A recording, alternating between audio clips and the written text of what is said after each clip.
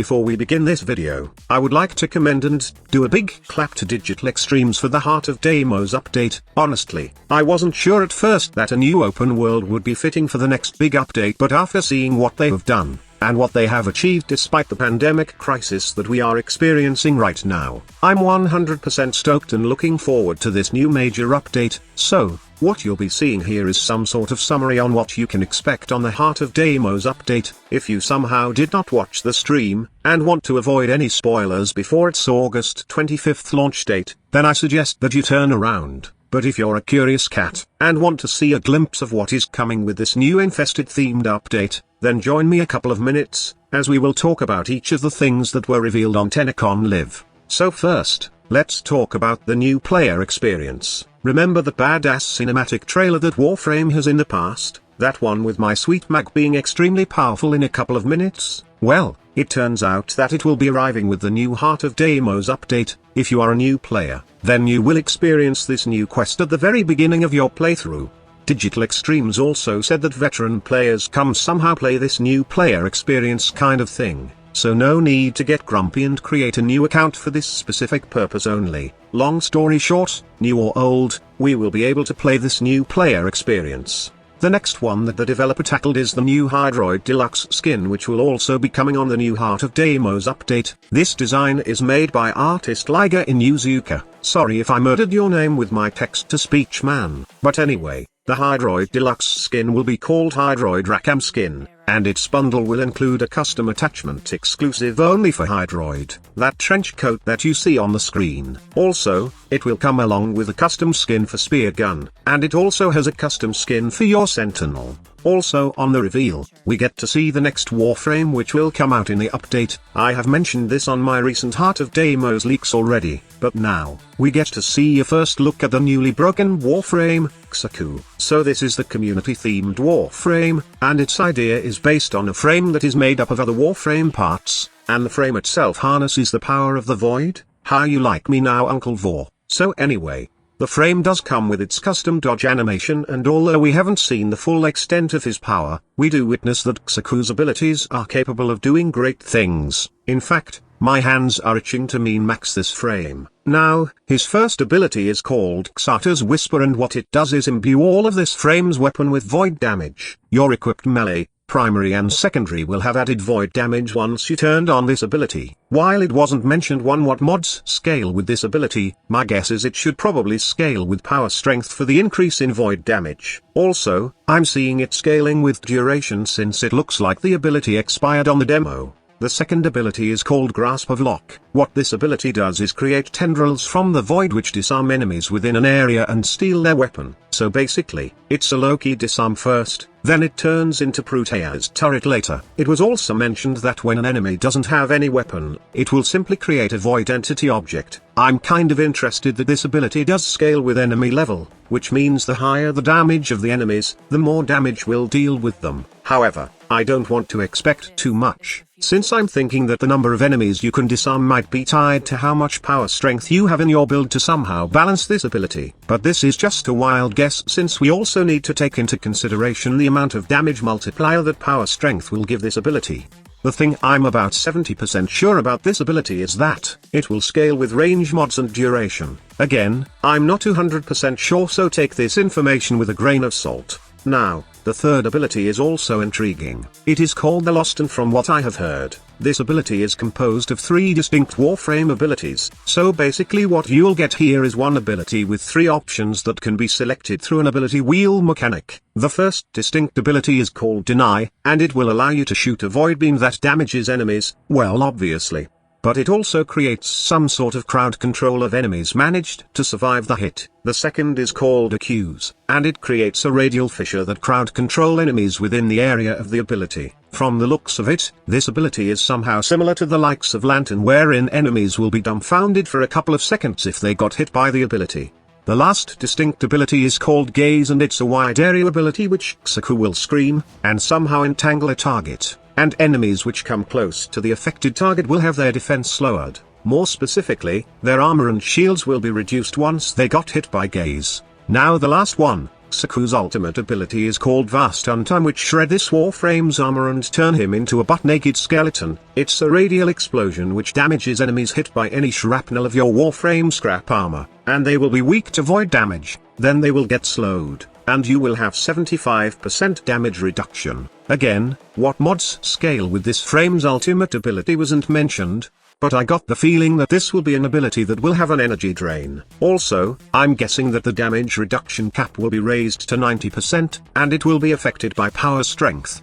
How strong the slow of this ability might also be affected by power strength, and the number of enemies affected will depend on how much range you added in your build. Lastly, I think duration will play a big role in this ability, not only for making the slow duration long, but also reducing the energy drain. The same goes for efficiency mods if I am correct with the energy drain part. The last thing you need to know is that this new broken Warframe will come with a melee signature weapon. We don't know exactly the name, but I'm sure that we will find out more about this frame before release. The next big thing, and probably my favorite part that they announced, was about the Infested Room in your orbiter finally getting a purpose. With the upcoming Heart of Deimos update, we will get to spend more time in the Infested Room, as this will be the source for the new Helminth Chrysalis system. Aside from getting a new infested pet, and I call him Munch Boy, because he likes to munch stuff, this room will be the place wherein you replace Warframe abilities with pre-select Helminth abilities. Mind-blowing, right? But there's more. The Helminth abilities that you see on your screen are just the basic abilities for ranking this room to level 2. From the looks of the interface at the top left corner, it looks like we could see 10 ranks of the new Helminth Chrysalis system, and each rank would probably unlock a new Helminth ability that we can put into a Warframe. To replace a frame ability, you will need to feed Munch Boy with the right resource. Every resource that you collect in the game will come handy in this new Helminth Chrysalis system, as each Helminth abilities have requirements that consume specific resources, so you can inject that Helminth ability to your preferred frame. But if you think that's crazy, wait until you hear this. It seems like you could also sacrifice a Warframe with a Helminth cyst to the Infested Room, then take one ability from that frame, and donate it to your preferred Warframe. Fuck yeah. I'm sorry for the language, but I'm very excited about my fantasies of creating something like a Whipclaw in Arrows, a Landslide Chroma, Macrush Grendel, or, my god, Mallet for all my frames. Now that's the end of every Warframe build and the rise of the Mallet meta. From what I understand, you have one ability chosen that you can donate to another frame, and you can infuse that chosen ability to any of the abilities of your preferred frame. By the looks of it, it seems like every sacrifice frame has predetermined sacrifice ability. For example, Volt. If you sacrifice Volt, then you can get the Shock ability. I don't think that Digital Extremes will give us the Mallet ability though, and I'm hoping that they will not, because if they do, then it will just make the difficulty of the game utterly garbage. It's good to have limitations so we don't break the game. That's just my opinion, but I'm crossing my fingers hard on this one. Lastly, the Helminth Chrysalis is only available for regular Warframes. This means you can't inject sacrificed or Helminth abilities to your prime frames, which makes sense since Origin and Infested don't get along together.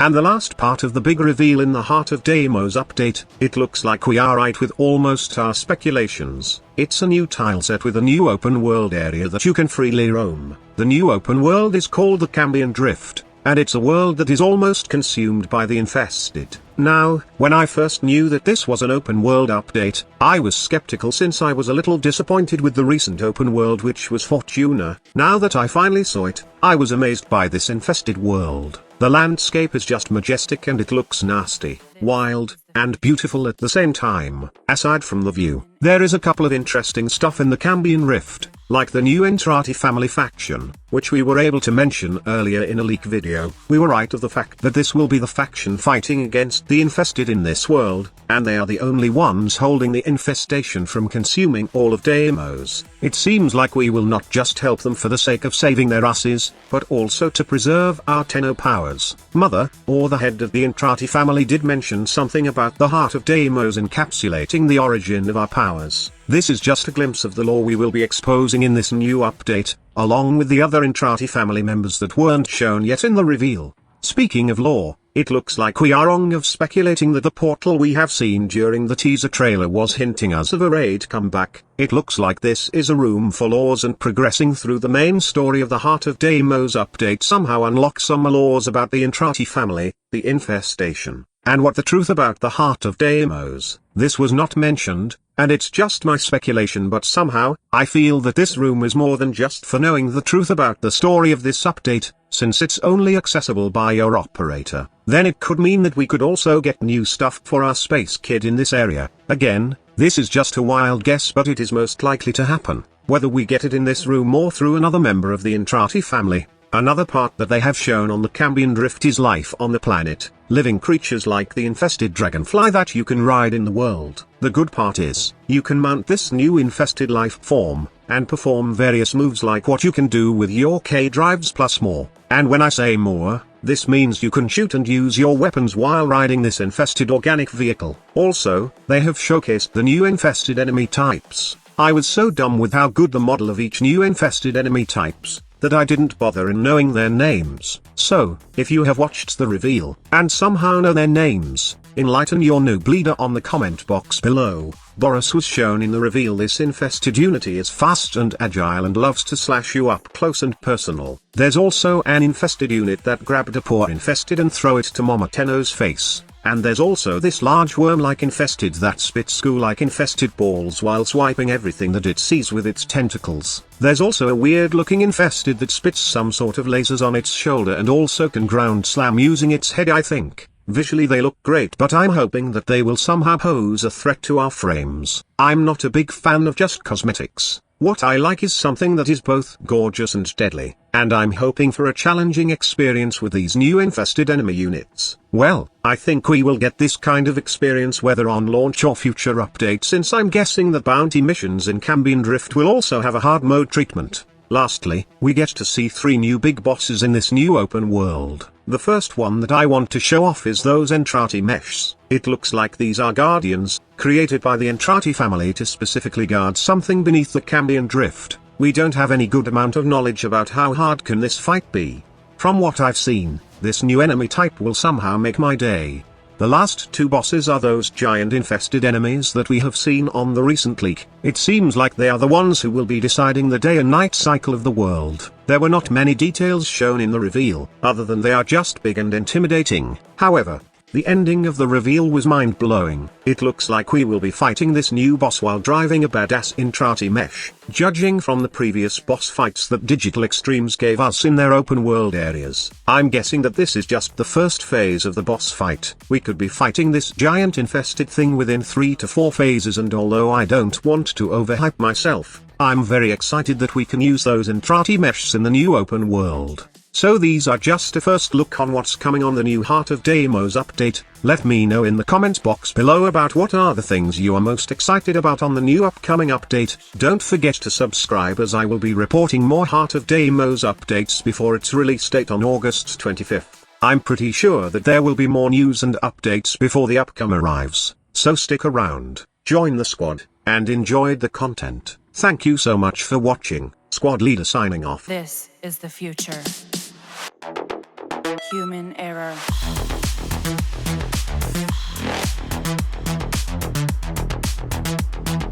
Evolution.